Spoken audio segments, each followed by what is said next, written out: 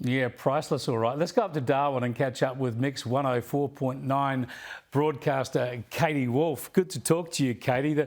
The reason I want to show that with AOC is because we learn now that she's under investigation by the House Ethics Committee, and they're not saying what she's being investigated for, but all the speculation in Washington is that she's being investigated for that $30,000 ticket that's obviously been paid for on behalf of her. That's some leftist campaigning, isn't it? Taking a $30,000 freebie.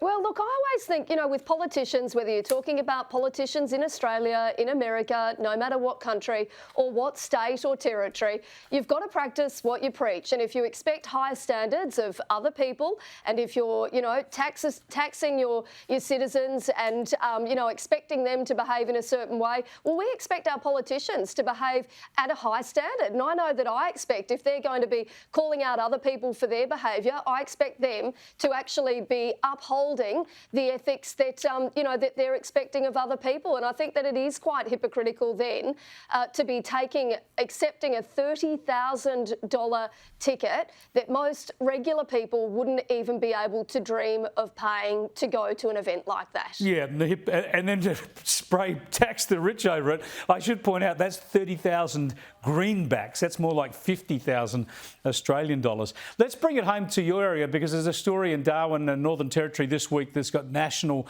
ramifications. I know our Matt Cunningham's been over this for many months. You would have been talking about it on Mix 104.9 as well. And that is the Territory government's plan to get rid of gender descriptors, gender language in schools up there. There's been a bit of a backlash. They've backed down on this idea.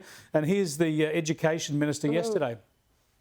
I think that last paper, the guidelines that we saw, got caught up in terminology when it shouldn't have got caught up in terminology. That became the focus rather than what the focus needed to be, is about making sure that all students feel safe, feel welcomed in our schools. And Katie, tell us how wacky this idea was and why it got overturned. Well, when Matt revealed this one back in April, I think it was, Chris, everybody was pretty sort of outraged and surprised, because I've got to tell you, it's not something that I've had raised with me, from talkback callers or anybody else around the Northern Territory. So when it was revealed that this draft document was out there and Matt had revealed exactly what was in it, a lot of parents were actually feeling really quite concerned, because some of it also involved the idea that girls and boys would then have to race against each other at school sports carnivals. If they went away on a school camp, for example, they would be using the same bathroom facilities. Now, I've got children, like I've got a little girl and a little boy, and both of mine would actually feel, a little bit uncomfortable. I think they're at that age where if one of them is in the male toilet, they don't, they feel a little bit uncomfortable then if there are girls coming in. And nobody wants a situation where children are feeling uncomfortable. Nobody wants that.